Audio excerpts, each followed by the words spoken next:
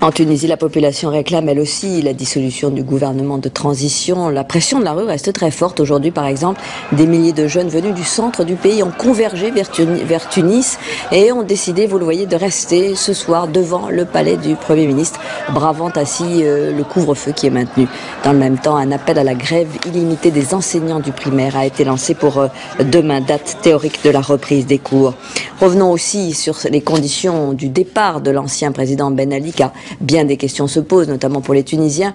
On en sait un peu plus sur ces conditions. Les États-Unis et l'armée auraient joué un rôle important. Les explications de Liseron Boudoul.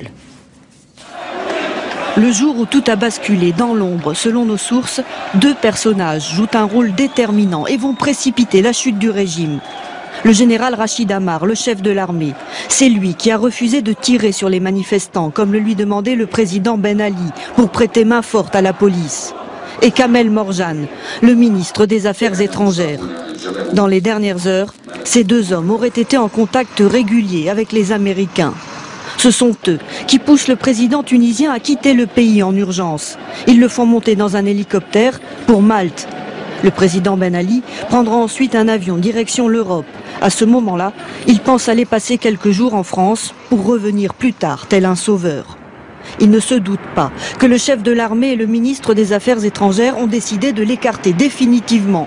Tout porte à croire que les États-Unis approuvent, voire même soutiennent ce plan. Ils auraient même convaincu l'Arabie Saoudite d'accueillir le président Ben Ali et sa famille, avec une condition, qu'il ne fasse aucune déclaration, car le président tunisien préparait déjà son discours de retour.